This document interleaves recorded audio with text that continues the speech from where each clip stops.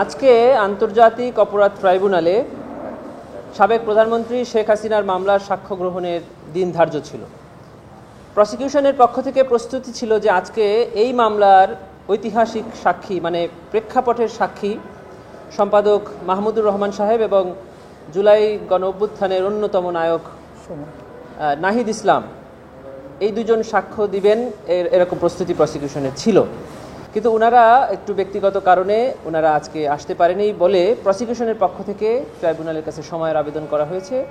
Tribunal সময় মঞ্জুর করে আগামী সপ্তাহের সোমবার পরবর্তী সাক্ষ্য উপস্থাপনের দিন ধার্য করেছেন। আমরা আশা করছি যে জনাব মাহমুদুর রহমান সাহেব এবং জনাব নাহিদ ইসলাম সাহেব ওই দিনই ট্রাইব্যুনালে সাক্ষী হিসাবে উপস্থাপন করতে পারবো বলে আমরা মনে করছি। ক্রাইমস এগেনস্ট হিউম্যানিটি হতে গেলে প্রথমেই প্রমাণ করতে হবে যে এই জুলাই গণ অভ্যুত্থানে কোনো একজনকে একটি বিশেষ কারণে হত্যা করা হয় নাই, এটা হয়েছে ওয়াইড স্প্রেডলি এবং সিস্টেম্যাটিক, মানে এক জায়গায় সংগঠিত হয়ে সারা বাংলাদেশে ছড়িয়ে গেছে এবং সকল কিলিংগুলো একই প্যাটার্নে হয়েছে। Number one. নাম্বার টু হলো এটি শুধু জুলাই 2024-এ হয় নাই, এটি 2009 সাল থেকে শুরু করে বিভিন্ন সময়ে বিভিন্ন আঙ্গিকে বিভিন্নভাবে এই পারসিকিউশনগুলো করা হয়েছে, যার শেষটা হয়েছে জুলাই 2024-এ।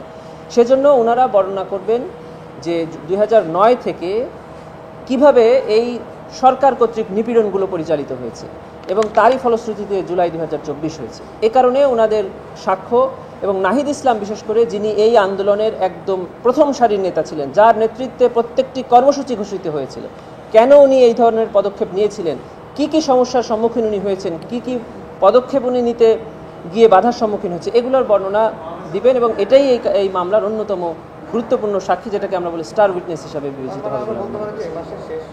বসুন্ধরা টিস্যু, অশুদ্ধতার বিরুদ্ধে এক বিন্দুও ছাড় নয়।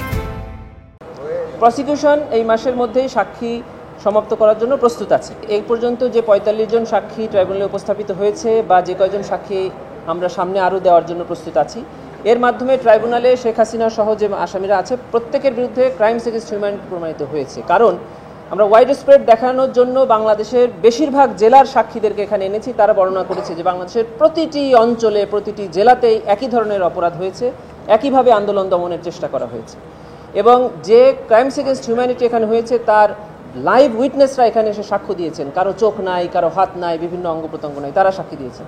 ডাক্তাররা এসে সাক্ষী দিয়েছেন কিভাবে চিকিৎসায় বাধা প্রদান করা হয়েছে, কিভাবে রিপোর্টসগুলো ম্যানিপুলেট করা হয়েছে, কিভাবে সরকারের পক্ষ থেকে আদেশ দেওয়া হয়েছিল। বিশেষ করে যিনি এখানে অ্যাপ্রুভার হয়েছেন তিনি ক্রাইমসের ভেতরে থেকে উনি বর্ণনা করেছেন যে ক্রাইমসটা কিভাবে কমিটেড হয়েছে। এর চেয়ে বড় প্রমাণ আমি মনে করি যে বাংলাদেশে বা পৃথিবীর যে কোনো প্রচলিত ক্রিমিনাল জুরিসপ্রুডেন্সে এর চেয়ে উত্তম এবং এর চেয়ে কনক্রিট এভিডেন্স আর হতে পারে না বলে প্রসিকিউশন মনে করে। শেখ হাসিনার মামলায় আমরা 81 জন সাক্ষীর জবানবন্দি ট্রাইব্যুনালে দাখিল করেছিলাম।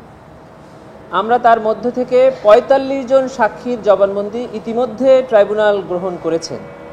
আমরা আশা করছি যে এই পটভূমির আর কয়েকজন সাক্ষী যারা ঐতিহাসিক পটভূমির উপর সাক্ষ্য দিবেন এবং কয়েকজন সিজার লিস্ট উইটনেস এবং এই মামলার তদন্তকারী কর্মকর্তা, এই কয়েকটা সাক্ষী প্রদান হলেই প্রসিকিউশনের পক্ষ থেকে আমরা মনে করছি যে আমাদের এই মামলা প্রমাণের জন্য যথেষ্ট হবে।